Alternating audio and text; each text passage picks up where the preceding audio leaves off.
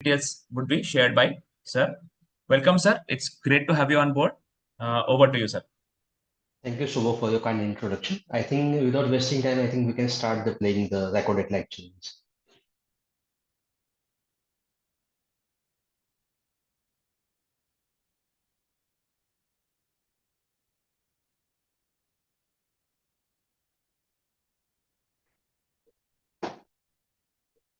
Good afternoon, everyone. Myself, Dr. Divyesh Engineer. I am professor at IQDSC Ahmedabad. Today, I am going to deliver one of the further talk in this ISOT Mankind these seminars. Today, my topic is immunological testing in disease donor transplantation. This is one very important topic because now with time there are increasing disease donor donation across India. So this is the outline of my talk. I will first briefly discuss regarding the pathophysiology of HL antigen and antigen antibody reaction and concept of epitope. Then I will come to the histocompatibility testing for patient waiting or disease donor waiting list. Then further I will discuss some aspect of the virtual crossmatch and followed by what we do at our hospital at KDRC or the disease donor transplant evaluation protocol. And then I will I will give you some idea regarding the different virtual crossmatch protocol that is practiced across the globe. So coming to the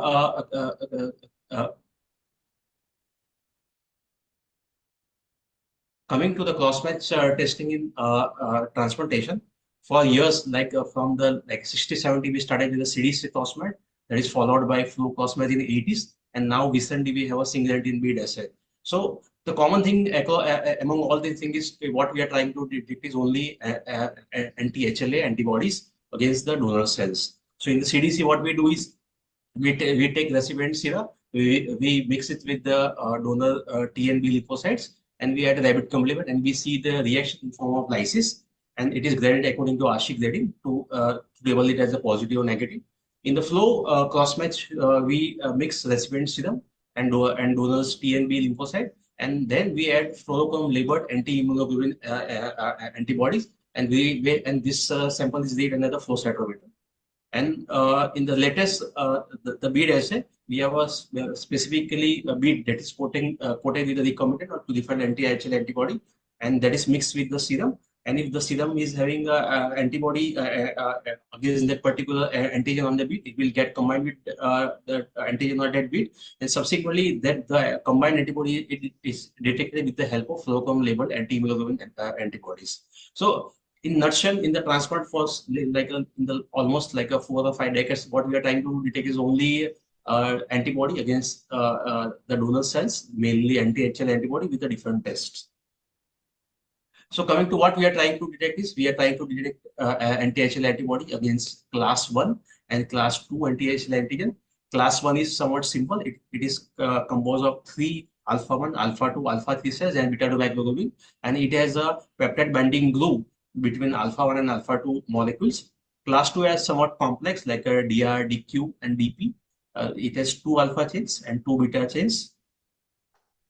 Now coming to what antibody sees on the antigen, so how it combines. So actually antibody doesn't combine with the whole of antigen. It combines on the antigen on the specific area. This is basically a specific residue of amino acids. Initially, it is thought to be in the sequence. So initially, their label is like a triplets, and further it was now found that it may be non-continuous, and it may become come because of the 3D structural changes. So it is now labeled as applets. So each HL antigen have a different applets, and some of the antibody may bind with the particular applets. So basically, the interaction between HLA antigen and the anti-HLA antibody occurs at the basically epitope or applet level. So, basically each HL antigen will have a unique set of epitopes, but individual epitopes are often shared with other HLAs. Like here we can see the example of HL antigen 1, 2, 3, and 4. We can see some of the applets or epitopes are shared between like a antigen 1 and 2, and some of the share between like a HL antigen 3 and 4, and some are unique. So what we can see is if the antibody is recognizing this particular epitope, that will have a reaction with all these 3 HL antigens. So basically, the reaction of antibody is occurring at the applet level. So this is this is responsible for like we may have a single mismatch with the transplant, and when we see the donor specific antibody, we don't see the single single antibody. We can see multiple type of antibody. So this is basically in response to applet mismatch. So that applet will become immunogenic, and it lead to formation of multiple type of antibodies. So basically, each applet is basically unique sequence of amino acids on the molecules. Like coming to the A01 molecule, here we can have a particular sequence like 44 km, 62G, 65 RN, and these are basically particular applets. This is the particular area where the maximum amount of reaction takes place. So basically, these all applets are labeled according to the amino acids. Suppose example, this A0201 and A0202 is sharing 44 RN applets. So basically, it indicates that at 45 sequence number there is arginine amino acid, and at 45 sequence number there is a methionine amino acids. So coming to how the reaction between antibody and antigen takes place. So basically, antibody basically each antibody has basically two in the binding region has a light chain and heavy chains. So on there are three complementary determined region that is known as the CDR 3, L1, L2, L3. That is CDR of the light chains, and there are three CDRs of heavy chains. That is known as the CDR H1, H2, H3. This 3 plus 6 regions combined with the epitopes. Among this CDR-H3, that is of the complementary determined region of heavy chains, bind with the functional epitopes, and the rest of the things, rest of the molecule like a CDR-L1, L2, L3, and CDR-H1, L2, that bind with the surrounding critical amino acids. So this particular applet is known as a functional epitope, and this applet with surrounding bounding amino acids that is also required for the bounding of antibody to antigen will form the structural epitope. So mere presence of this functional epitope is not necessary for is not must or necessary for binding. Surrounding the residues are also there. In the absence of this binding, there will be no interaction or no binding of the antibody with antigen takes place. So if you see the surface or antibody footprint on the HL antigen, the H3 is basically binding site of complementary heavy chain 3. And surrounding this area is a binding site for the three light chain CDR and two heavy chain CDR. So binding with each of these is required for it is necessary for binding of antibody to the antigen. So if some of the critical residue like at L1 or H2 are missing, despite presence of applet, the antibody will not bind to the actual antigen. So in this diagram, what we can see is in the HLA E2 molecule, this is a particularly is the this H3 bounding region is a applet, and surrounding this region is known as a structural epitope. So the antibody will combine with all this 6 region. This is required for the interaction between antibody and antigen. So coming to the work of pre-transplant immunology workup in disease donor transplant. The goals of our workup is to define the risk, that is whether it is a contraindication to transplant, to the status where we can do transplant with some modification of immunosuppression, and second is to plan desensitization strategy for high risk patient like a sensitized patient. The third thing is to give priority to the sensitized patient so they can get opportunity for transplant because they are the most neglected one. They don't have a transplant opportunity. And the fourth thing is to have a better recipient selection. So we have to select the recipient where we have a best outcome because the organs are very precious. So coming to the current status of histocompatibility testing in disease donor transplant, we don't have any uniform standard. There is no national histocompatibility guideline as it is there in the multiple other countries. So, and as practice in the West, we don't routinely do anti-HL antibody testing because it is not mandatory for listing in the most of states. So, and there is a wide variation of the practice that is seen in our country. Some centers are doing transplant only on the basis of CDC crossmatch, that is most commonly used. Some centers are now using flow crossmatch also.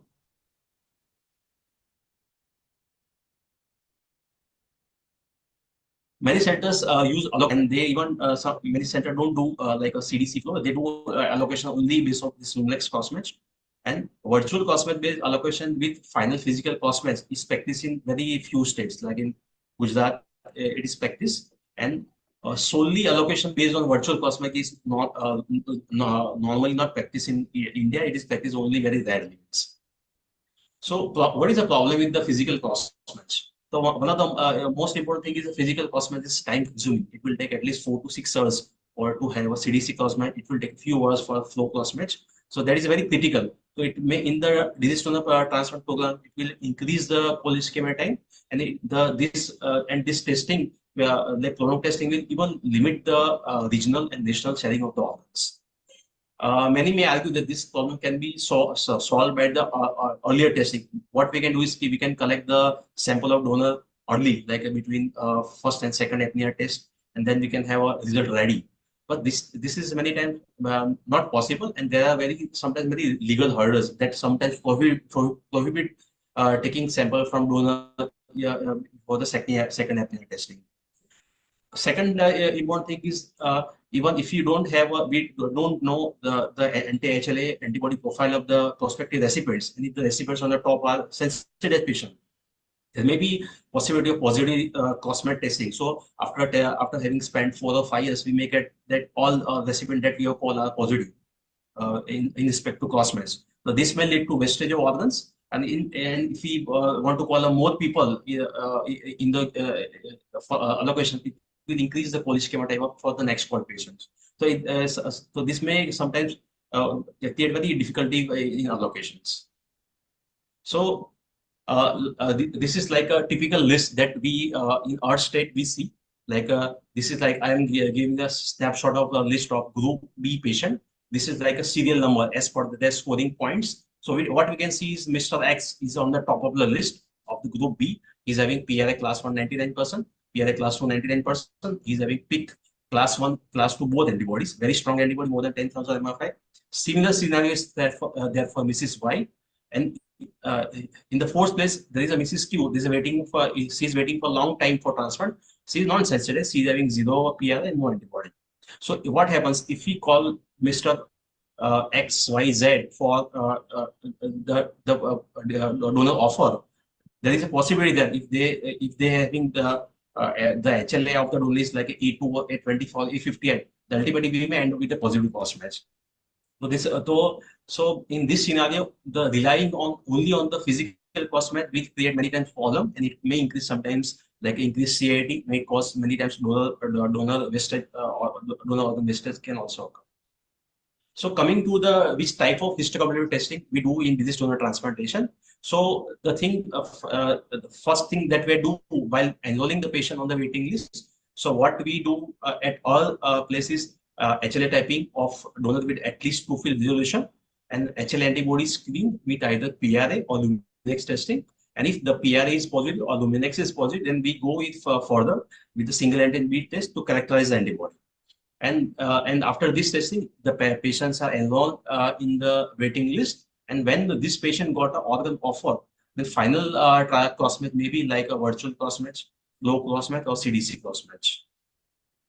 Now coming to first test, that is very routine loop. It is like a panel reactive antibody test. So what is panel reactive antibodies? Like if we have a panel of like 56 typical donors, and suppose my patient is having antibody against 12 of this 56 donor, then 12 cell line will be positive. So what inference we can draw is my patient is having 22% PRA. So out of that indicates basically like how broad the sensitivity the patient is, and it will also tell what are the chances of getting organs. Suppose if my patient is having like a 55% positive, then my patient's PRA will be like more than 99%. So that means that out of 100 possible organ offer, there is 1% or even less than 1% chance of getting that organ, because every time the crossmatch will be positive. So this PRA basically it gives idea regarding how much sensitive the patient is, and also helps us to give some priority in the waiting list. So what this shown is basically the oldest method, that is a CDC PRA. But now we have more of the latest method for doing PRA. like a flow PRA, ELISA PRA, and now that is mostly practice is like a Luminex PRA. So what is there in Luminex PRA? So in Luminex PRA, like in the 1 lambda kit, we have 55 class 1 bead and 35 class 2 beads. Each beads are coated with a purified HLA antigen. And so what we do is we get a result like this.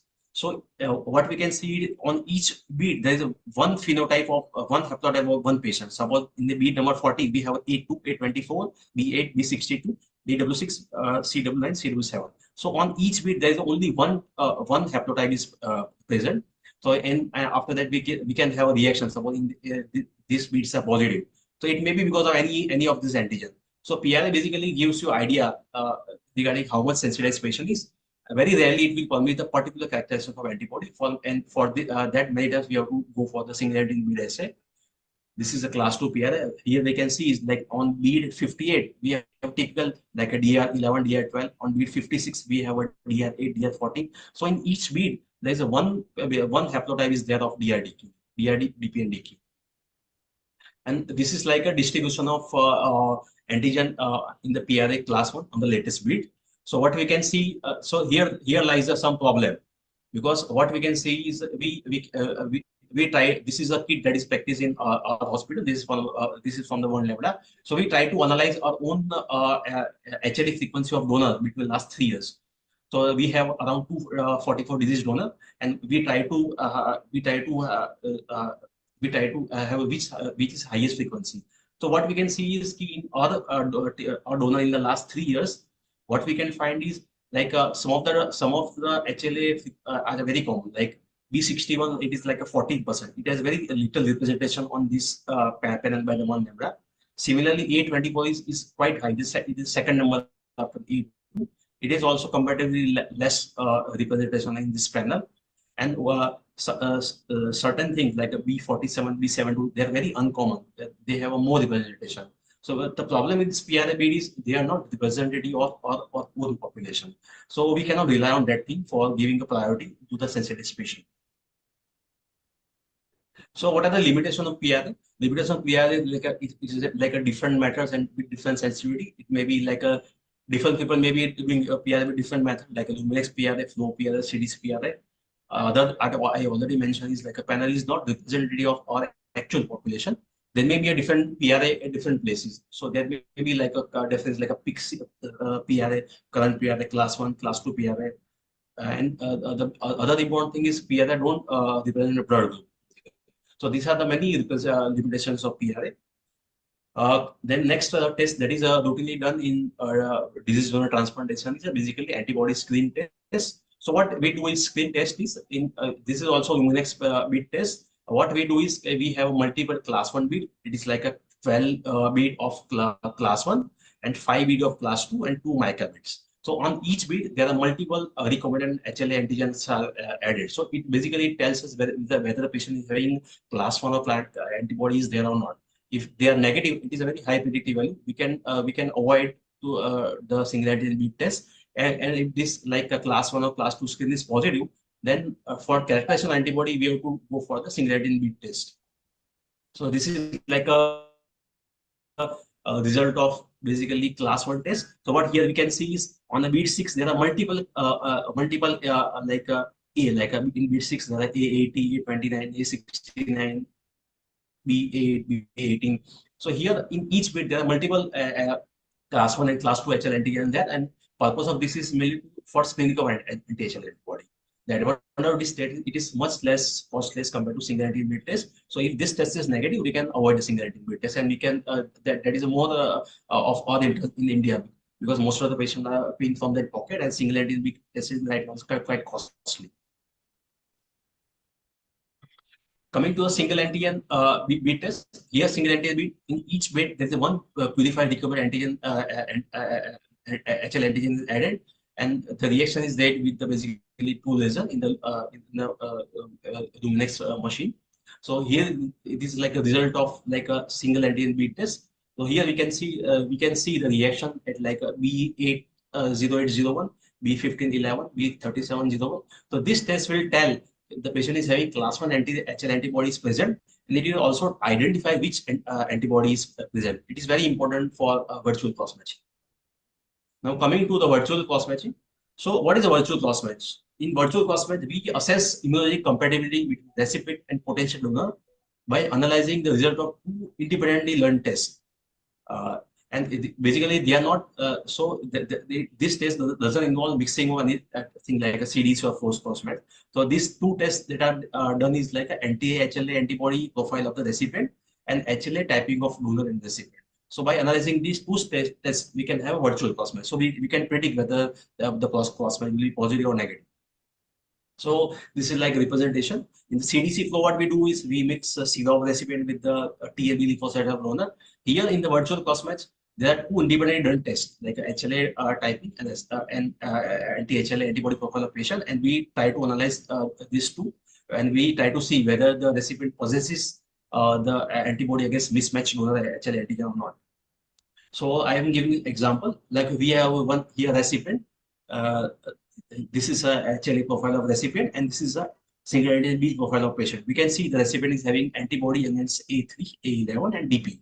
So here we have one prospective donor. So what we can see is the donor is having A11, that is a mismatch with the recipient HLA, and the recipient is having strong antibody against A11. So here we can tell the virtual cross-match is positive, and this is not unacceptable cross-match. Second thing is we have like a donor B, we have a donor profile. So what we can see is there are mismatch between donor B and recipient, but there is no the recipient don't have any anti-HL antibody against the HL antigen of the donor B. So we can tell the cross-match is negative. So this is like an example. This is like a patient. I'm so for easy for sake of simplicity, I'm demonstrating only A and B HLA of patient and donor. So what we can see is the patient and donor are mismatched at this loci. It is like a B0801, and we can see that the recipient is having antibody against B0801. So here we can tell there is a positive virtual cross-match. Now, so what is required for virtual cross-match is what we require is HLA typing of recipient and donor. It should be full high resolution. It should be at least 2 field typing, and we need at least recent single antigen bead analysis of the recipient. So this is like for this purpose we require at least 2 field typing. We don't require 4 field typing for at least solid organ transplantation. So routinely in our country we do basically EB-DR typing. Some places they are doing EB-DR-DQ typing. What is the recommendation by STAR working group in 2017? They recommend 11 loci typing, that is ABC, DRB1, DRB345, DQ-B1, DQ-beta1, DQ-alpha1, and DP-beta1 alpha1 for both recipient and donor. So complete HLA information and complete single antigen antibody analysis is very important for the virtual cross-match. If anything is incomplete, the analysis is not possible. Like we have this example, we have this recipient who is having antibody against A3, A11, and DP, and we have a donor. What we can see is we don't have a donor DP typing. So in such scenario, we cannot do virtual cross-matching. So for doing virtual cross-match, correct the full information of HLA of donor recipient is required. Here the similar scenario, like here we have a recipient who is having a anti-HL antibody against DR51 and DR11, and we have a donor. What problem we are having is we don't have a DR345 typing. So here the recipient is having DR51 antibody. But if you have some knowledge of HLA, there is a strong linkage polymorphism of HLA. So what we can see is DR51 is associated with the DR1516, DR53 is associated with DR479, and DR52 is associated with DR11, 14, 17, 18. And DR1, 10, 8 is not associated with any DR51, 50, or 53. So here in our scenario, our donor is like a DR1 and DR10. So here it is coming here. So DR1, DR10, they will not have any DR345 antigen. So here we can safely tell there is no DR51 mismatch. So we can here we can tell with this knowledge we can tell there is no like a donor specific antibody against this donor, and we can go ahead with the transplant. Now, in the single antigen panel, what we can see is the principle of assignment of DSA is basically epitope reactivity. This is very important because the target of antibody is not antigen, is epitope. And what we can see as per the latest information, we have almost 27,000 class 1 alleles. We have more than 11,000 class 2 alleles. Class HLA-A, we have 8,000 alleles. HLA-B, we have 10,000 alleles. DRU, we have 2,600 alleles. So it is impossible to make this much beat for every reaction pattern. So basically, we have only limited like a 97 to 100 beats in for class 1 and class 2. So basically, beats on the panel are basically limited, but that will represent the all target epitopes. So even with the 100 beat of class 1, that beat will be represented all epitope of seen in this 8,000 alleles of A, HLA-A, and 10,000 alleles of B. So with this limited beats that is almost representative of all epitopes, we can detect the anti-HL antibodies. Now, I will give brief idea regarding how to do virtual cross matching. So here we have this one patient and donor. What we can see is there is a mismatch at this. So A21. Now suppose, so if the patient is having recipient is having antibody against A0201, it will be assigned as DSA. But suppose what happens if the patient is having antibody against also having A23, A25? So if we see serologically, basically they are same, like they are A2. So all this A0201, 0203, A0205 will be all classified as a donor-specific antibody. So why this is important? This is represented by this case. This is like a recipient. This is our patient that was waiting for this donor transplant. What we can see is a patient is having one day patient got a donor offer, and donor is mismatched at the A0211, B5101, and C1402. And here what we can see is the patient is having multiple A2 antibodies, but we try to see patient is having like a positive A0205 is a 10,000, A0202 that is like a 9,000, and A0201 that is a 5,000. There is no bead of A0211 in this Luminex panel.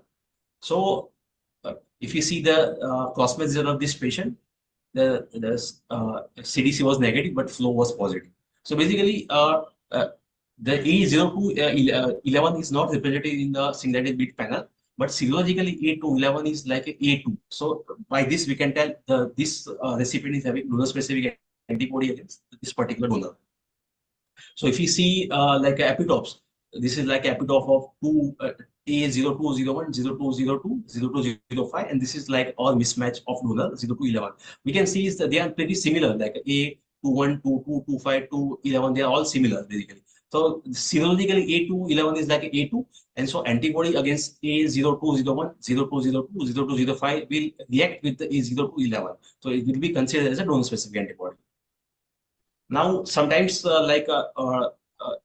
we have one patient with a mismatch like as a B1401. So B14, if the patient is having antibody against B1401, it will be considered a DSA, but B1402 will not be considered DSA, because if we see serologically, both are different. B1401 is serologically B64 and B1402 is serologically distinct 65. So only if the recipient is having B1401, it will be considered donor specific. B142 is a different serological, it will not consider donor specific antibody. Now many times this can happen, like we have done donor typing at high resolution, and like in emergency we get donor typing at like a low resolution. So here we have to consider all A2 antibodies as donor-specific antibody. Here is the example of like allelic antibody. So here we can see this is one pair recipient. The recipient is like a A0203, and then we have got one donor offer that is A0205. So serologically basically they are matched, but in the high resolution they are different. The further thing that complicated picture is this recipient is sensitized, and the recipient is having multiple A2 antibodies, like it is like a A0205, A0202, A0201. But here, patient is not having antibody against A003, that is a self. So what to do in such scenario? If you see low resolution, they are matched, but if you see high resolution, they are different and they are mismatched. And there is no antibody against self, but there is antibody against this the mismatch antigen. So here, if you see here the epitopic analysis help, this is like A203, that is a self, and this is like there is a positive on the panel A0201, 0202, 0205. What we can see is this particular two epitopes, they are shared between A021, 022, 025, but not with 0203. So probable cause of this reactivity may be like an antibody against this particular 145 kHa and 150 AH epitopes that will explain this reactivity pattern. So sometimes such type of a particular allelic antibody may create a problem with the analysis and virtual cross matching. So coming to the what are the advantages of virtual cross match? So virtual cross match advantage is it speed up the organ allocation. So it will reduce the cold schema timing. It will cause reduced frequency of the positive CDC and flow cross matching. So it will decrease the risk of donor or discard. It can predict the immunological risk, and so we can modify the immunosuppressor. So we can give like a depleting antibody if required in high risk patient. And fourth thing is to identify high risk cases where early blood biopsy may be desired. So we have we have done disease donor transplant. Donor was having AKI. Now patient is having delayed graft function.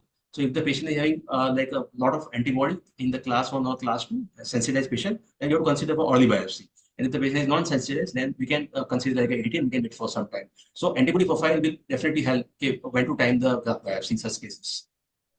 Aim of the virtual cross match is basically to predict the result of wet cross match. So avoid the best cross matches, risk assessment and tailoring, and improve the prognosis. Now, coming whether we can predict the cross match, wet cross match with the virtual cross match. So this is basically the analysis from the UCLA virtual cross match laboratory. On this axis, it is basically class 1 DSA in MFI, and on this axis, it is basically T cell cross match MCS. So what we can see is positive T cell flow cross match is usually seen when the class 1 DSA is more than 3000. And there will be linear correlation between the flow cross match MCS between the antibody profile. So usually, when we have a class 1 MFI more than 3000, we should get usually T cell cross match positive. Coming to B cell, the relation is not that uniform as compared to of T cell with the class 1. But what we can see is usually we will have a B cell flow cross match positive when the DSA titer is more than 5000. Like here, and concordance between the predicted positive virtual cross match and flow cross match is almost 80% when the DSA is more than 12,000. So when the DSA is like in the lower titer, like a 5,000, 6,000, it is sometimes difficult to predict the result of flow cross match with the help of virtual cross matching. Now coming to the virtual cross match outcome, we have different tests, like we have CDC flow. Why we want to do only antibody tests? So this is one of paper by Kalman Lee Forger, where they have demonstrated that pre-existing donor specific antibody will predict the outcome in kidney transplantation in the CDC cross match negative patient. So what they found is even at a low titer, like when the antibody is like in the range of like 1,000, it will increase the risk of like rejection. So here what we can see is if the donor MFI is like between 465 to 1500, it will have almost relative risk of acute rejection, acute antibody rejection will be almost 24 times higher. And if you see the DSA titer is more than 6,000, it will have almost 100% higher risk of antibody reaction compared to those who are having complete negative antibody. So basically the positive antibody test will also predict what is the risk of rejection. So we can modify the immunosuppression, and we can even decide whether patients particular recipient should undergo transplant with particular donor, or we can wait for the better donor, or we can go for the pair donation. So coming to what are the problem with the virtual cross matching? The biggest problem is it is hard to predict the cross match result when we have multiple weak antibodies. Another problem is I also already mentioned is allelic antibody, because not all antigen epitopes are there in the single-handed beat presence. So in the presence of allelic antibody, we have to many times we have to rely on the physical cross match like a flow cross match. this test will only tell about the HL antibodies. So if they are clinically relevant non-HL antibody, we don't have this test will not help us to detect. And another problem is that technically issue with the single antibody test. There is the risk of denatured antibody, overexpression of antigen on some bit, and the biggest problem that is prohibiting widespread use in India is basically cost. So one of the recent consensus what they recommended is the positive antibody on this panel must be always interpreted in caution and with result of the physical crossmatch. So after describing this crossmatch, there are certain situations where the physical crossmatch is required, and we cannot go ahead only with the like virtual crossmatch. So like I already mentioned, when there are multiple low titer DS like less than 2000 against a donor, and donor is broadly sensitive, then this low titer antibody, multiple antibody will make you a positive reaction on the flow. So in such scenario, it is prudent to do like a flow cross match before going for transplant. If you have a strong allele specific antibody, like a titer is more than 5000, which is directed against the donor. If we have we don't have up to date serum. Serum is drawn like a last single antibody testing was done long back, and we don't know whether there was a sensitive event in between or not. In such scenario, it is not prudent to go with the only like virtual cross matching.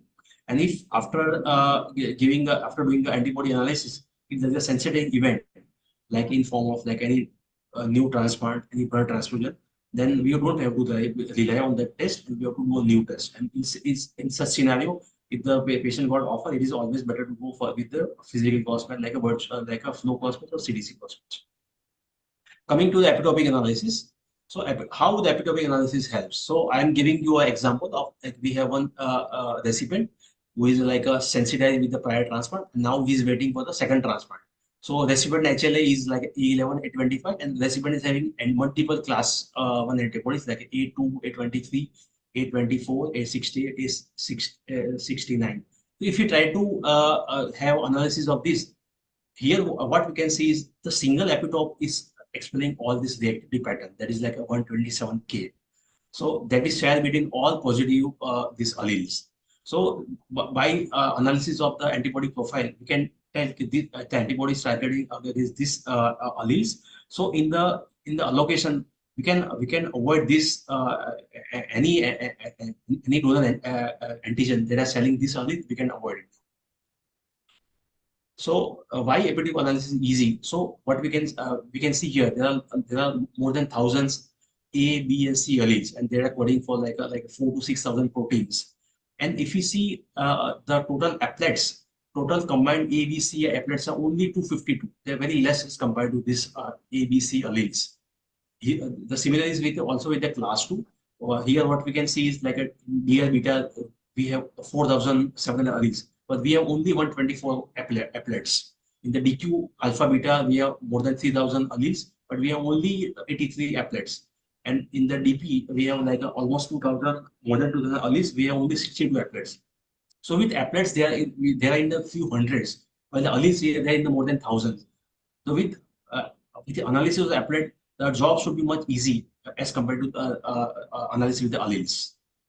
Now coming to some aspect of Luminex crossmatch, because it is practiced in some part of India. So what in the Luminex crossmatch they do is, okay, there are specific class 1, class 2 capture bit and donor lymphocyte lysate is mixed. So there are class 1 capture bit will capture class 1 antigen, and class 2 capture will be capture class 2 antigen. Then it is washed, and now secondary antibody is added, and result is read under the flow cytometer. And it is usually mentioned as a class 1 positive negative, which usually accepted level of cutoff is 1000 MFI. So this is very popular, mainly because it is like a fast and it is a low cost. It's like cost like in few thousands. It is almost like a 1/3 cost of the single bit test. So what are the advantages of Luminex crossmatch test? Is that it is advantages as compared to CDC. It is speedy and have a better sensitivity specificity as compared to CDC. The main advantage is less cost, and another important advantage is we can preserve the lysate for future testing. So you can do future if the recipient is developing any de novo antibody, we can do testing the lysate. The biggest drawback is the false negative and false positive. False negative is basically because of the DSA2 like a class 2 antigen, like a DP and DQ. Where many times this will miss any rule specific antibody to DP and DQ, because class 2 antigens are somewhat labile. And another thing is a false positive result because of the exposure to cryptic antigens. So many times in true sense there are no antibodies, but this will give a positive test. So because of this limitation, ideally this test should not be used. Coming to the disease donor transplant program at IKDRC. So what we do at a hospital at the time of enrollment, we do first medical evaluation whether they are fit for transplant or not. Then we'll do HLA typing. We do A, B, C, DR, beta 1, DR beta 3, 4, 5, DQ alpha beta typing. And we'll do a single antigen class 1 and class 2 screen. If the screen is positive, then we'll do the single antigen detailed analysis for antibody characterization.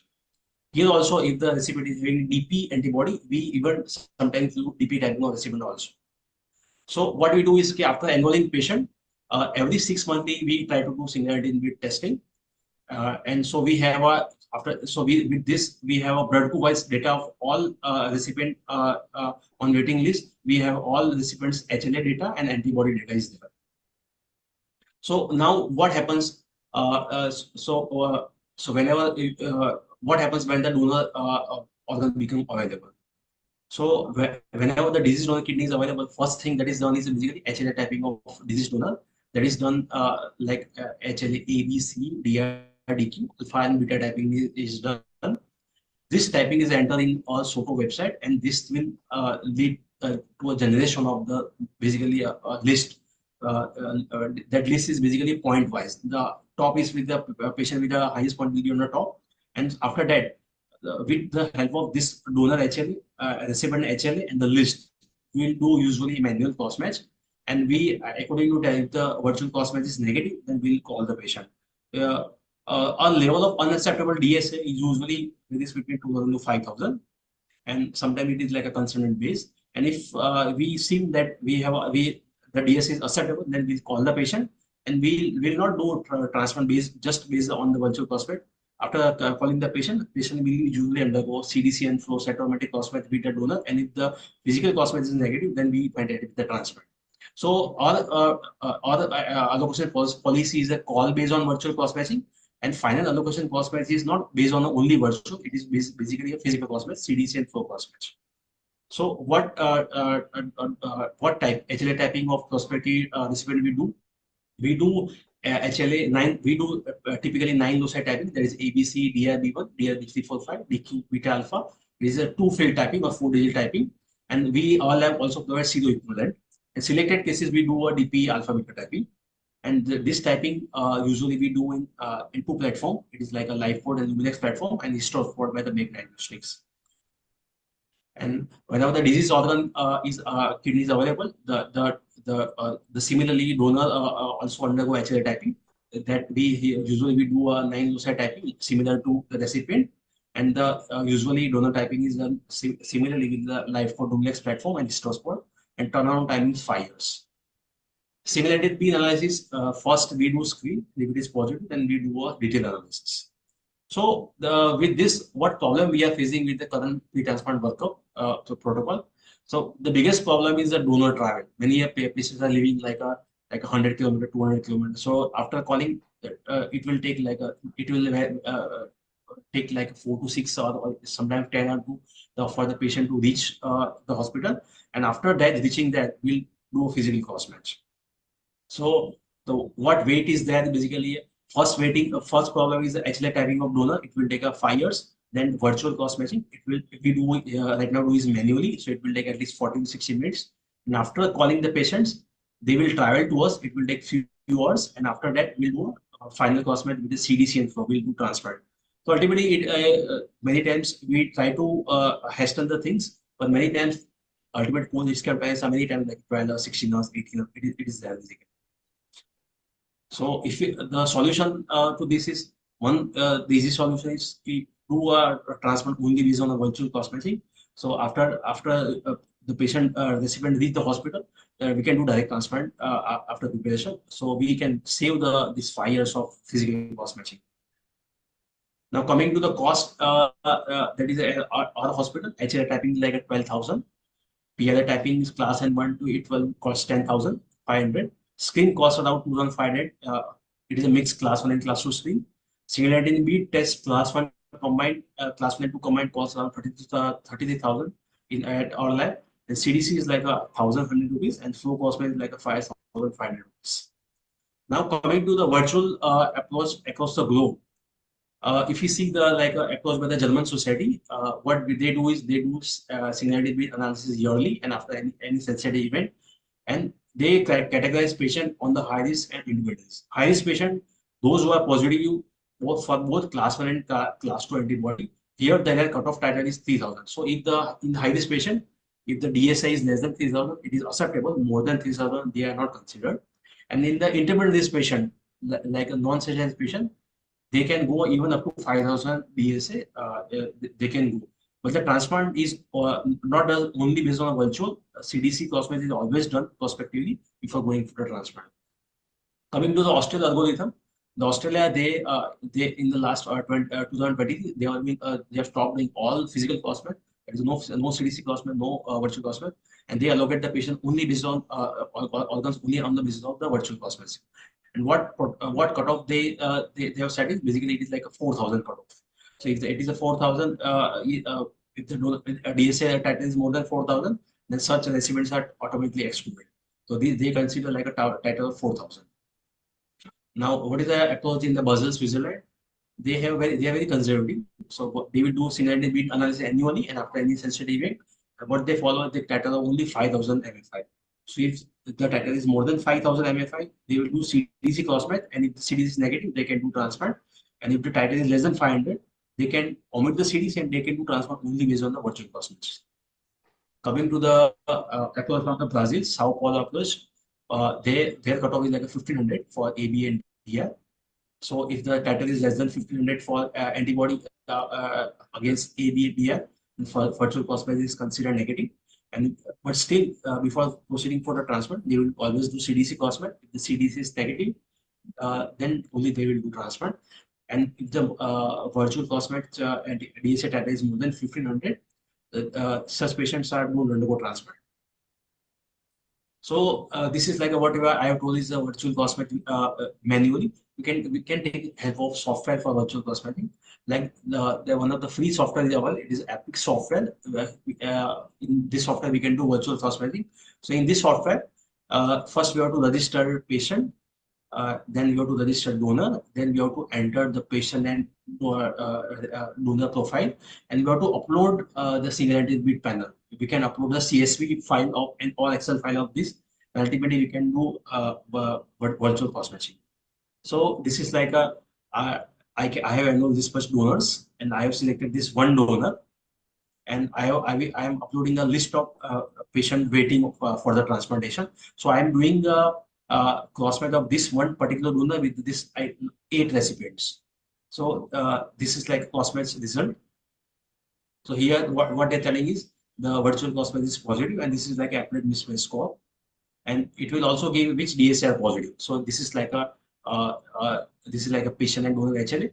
There is a mismatch at the B1801, and the recipient having anti-HLA antibody against B18 and B51. So with the help of software, we can do multiple runs. Like we can run 100 recipient with one donor. It is very easy. So ultimately, to conclude, virtual crossmatch should be routinely used for allocation crossmatch, and final crossmatch can be used as per the patient antibody profile. So if the patient is having no antibody, we can even proceed safely with the virtual crossmatching. If the patient is having like some antibody, then after doing for the final transplant, we can have a physical cross-matching. And another thing is we should have one own Indian CPR because our population actually is different. So the need of time is to we have to generate our own we have to combine HLA data from the big labs, and we have to devise our own CPR. So that will give better idea of sensitization, and that should be incorporated rather than relying on the kits that have basically HLA profile of the West. And the need of one is like a virtual crossmatch software. So for error-free error-free virtual crossmatching. Thank you.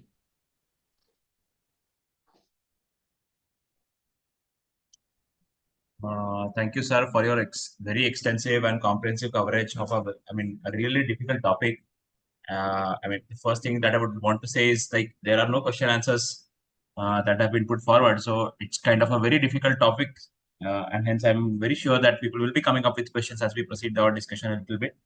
So you have given us a lot of examples of the various protocols, especially that is followed in IKDRC and various other places across the world. Across the world. I mean, the first thing that I would want to ask you is: do you think the knowledge of splits and the serology to, high resolution conversion and everything, so that has to be known before you proceed for a virtual cross match? And the reason why I'm asking is because most of these centers where the transplants are happening, so they're the lab and the clinician, they are kind of in two different boats. The question is whether, I mean, a very close communication, a close dialogue between for a virtual cross match, so a close dialogue between the lab and the clinician is required.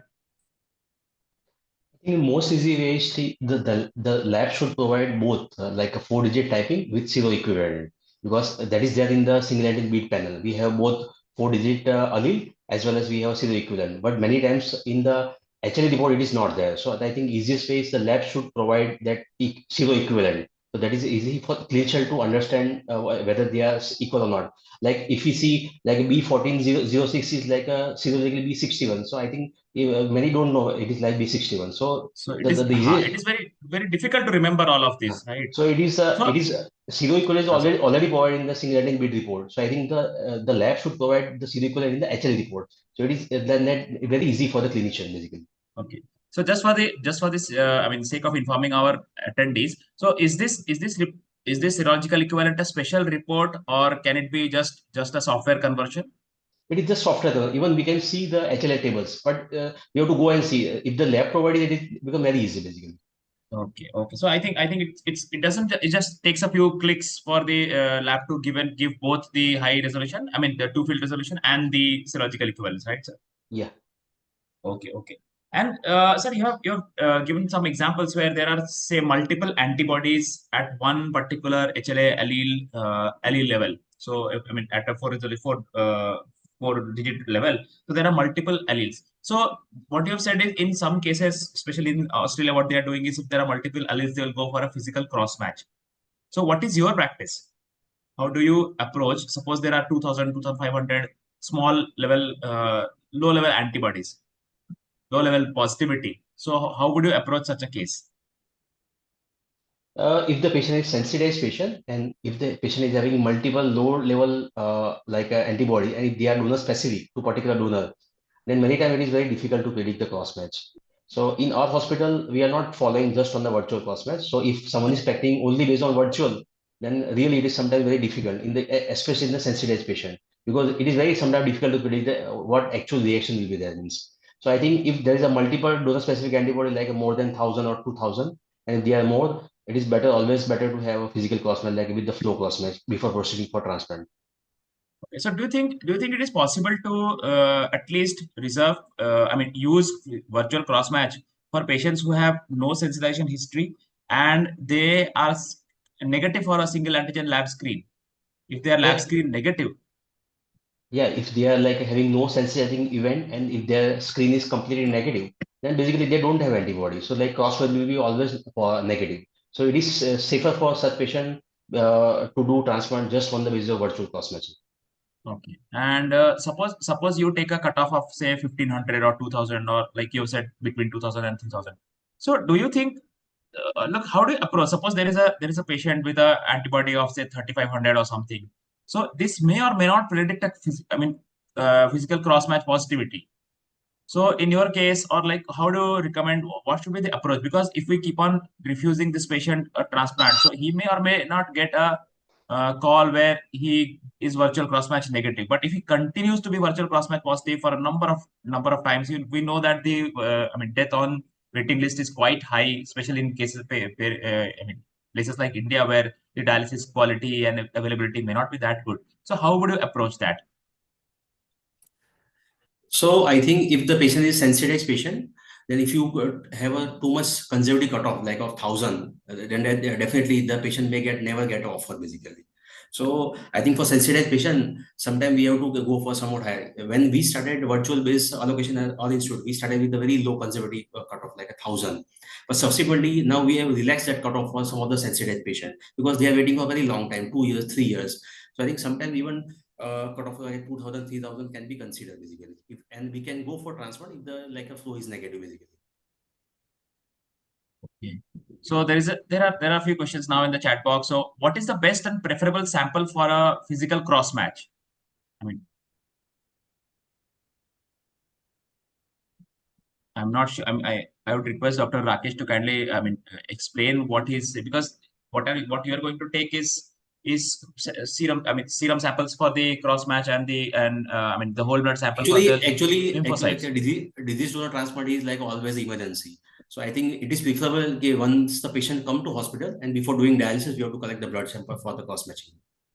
So is fasting or anything required? Like this was a question that was being asked.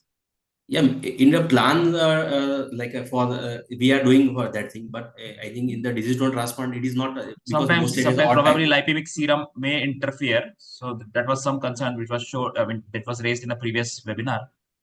Usually I the don't think disease that donor, matters, does it? yeah, in the disease donor transplant, the time is very important. So as soon as the patient comes to hospital, the first thing that will do is to collect the blood sample basically. So if the patient may be fasting or may not be fasting, so I think that doesn't matter much in this scenario of disease donor transplant. Okay. And do you? I mean, are you aware of any place where actually epitope based allocation or something of that sort is used? Can we actually use epitope based allocation rather than using a virtual It crossmatch is at it the is level? it is, it is not even practiced even in the West. It is still research based basically. So it sometimes it helps decision making, but solely it is not practiced only in basis of like epitopic matching and mismatching. So it is more or less a risk stratification tool, or Yeah, maybe it helps. It understanding. helps. Yeah, yeah. So I guess one of the places where I find it kind of useful is, suppose there is a patient who has undergone a transplant. So the donor would have, suppose, a two, I mean, A224, suppose, for common understanding. But we'll see once we do the single antigen beat, there are multiple antibodies that the patient will develop. So if we narrow it down to the epitopes, we'll find that okay, there are only few epitopes against which the antibodies are there, and they will explain most of the antibodies. So that is probably understanding what has happened is more of an important area with the use of epitopes. So in the near future, is it going to be possible to, I mean, use a absolute virtual based cross match and allocation for the entire of India? Do you think that will be possible in a little time? Yeah, the main concept is I think right now is basically economic constraint because for that to implement we need to have a regular singularity bit testing. So I think that the biggest limiting factor is basically like a cost of the singularity bit assay. So I think I don't see that to be practical at least in the near future basically. And which cross match protocol should be used in deceased donor and so as to be cost effective? So do you think if you have to choose between, say, CDC, a Lyzed cross match, and a flow cross match, if you have to pick just one, how would you I approach think that ship? we can drop CDC. The for physical cosmet, the flow cosmet is good, fast, and sufficient sensitive. Okay, is there a chance of missing out on some maybe IgM antibodies or something? Is that a possibility, sir? The scenario that we see is we have SAB antibody positive and flow negative. So I think they have some little more this, but I think they are transplantable. So we can do transplant with the depleting antibody basically. And do you think there is a possibility of, say, using different cutoffs for different patients? Suppose a patient has been called thrice, 4 times, 5 times, and turns out to be cross-match positive. So would you rather desensitize this patient, or would you still take a chance by using different cutoffs? Suppose, is it feasible to, say, call a few people at a cutoff of, say, 5,000 or say 2,000, and then if you have a patient who has been recurrently being denied a transplant, so to maybe change that cutoff, is there a legal aspect to it, or like how do you do that? I think there should be different standards. I think we should stick to one standard basically. And if you are calling the patient like the patient is waiting for a long time because of the repeated crossmatch positive, and you are calling the patient on like suppose high cutoff like a DSO of 4,000, 5,000, ultimately you end up having a rejection basically. So I think it is better to, if they are waiting for a long time, having on the top of the list, getting multiple donor offers, and then having each time having a crossmatch positive, then I think better to subject such patient for desensitization before proceeding further, basically. And so for institutes or maybe it's standalone people who standalone nephrologists, especially we have a lot of new career, I mean early career nephrologists. So what would you advise them regarding, I mean, when they're enrolling their patient? Because ultimately at the end of the day, they might be getting a kidney offer from the state, SOTO or ROTO. But finally, what they have to do is they have to manage their own patients. So what would you think would be a typical and ideal and maybe very cost-effective way of evaluating? Because what you have shown your experience at IKDIC is like quite extensive workup. So if you have to cut corners, how would you recommend them to go ahead? What would be a bare minimum workup? Because that is a very common question that comes up every now and then. I think for if the patient is not sensitized patient, then I think like in many states, like in state of Telangana, where they don't have practice of like doing like a routine antibody testing, and allocation takes place only on the basis of like a Luminex cross match. So in such scenario, if the like in the other state where it is not routinely practiced to do a like anti-HLA antibody profile, then I would suggest that we have to do at least the sensitive physical crossmatch method, that we have to do a flow crossmatch. I think it is very sensitive, so it will much decrease the risk of subsequent AMRs. So if you are not doing like antibody testing, I think we have to, I think, at least do a flow crossmatch. And if the flow crossmatch is negative, then the risk is much less of subsequent rejection in the sensitized patient. So and just for for highlighting a important issue. So which will take more time, CDC or flow, sir? I think CDC will take more time. It is more like a observer dependent. So I think flow is more objective basically, and it is more faster. So I think if you have to select either one of the CDC or flow, I think you have to go for the flow cross match. So I think that brings us to the end of our discussion. I think there is, I mean, this video will be available for all the, I mean, this will be available on YouTube. So all those who want to have, because this is a very complicated topic. I'll be honest. Even I sometimes like I'm here in IKDIC for a long time, and I keep on pestering Divyesh sir for all the details and everything. But it's still a very difficult, and I mean, this is a area of more and more practice. So this video will be on YouTube. So I'll request everybody to have a I mean repeated look at and just hear what Dr. Divyesh has shown. He has packed a lot of material into a very small 40-minute, 45-minute lecture. So with that, I'll just thank Divyesh sir and all the attendees who have taken their time off. I mean, time off today. And so this was, I mean, a very informative and very elegantly presented webinar. Thank you, sir. Thank you for your time. Thank you. Thank you, everybody. Have a good night.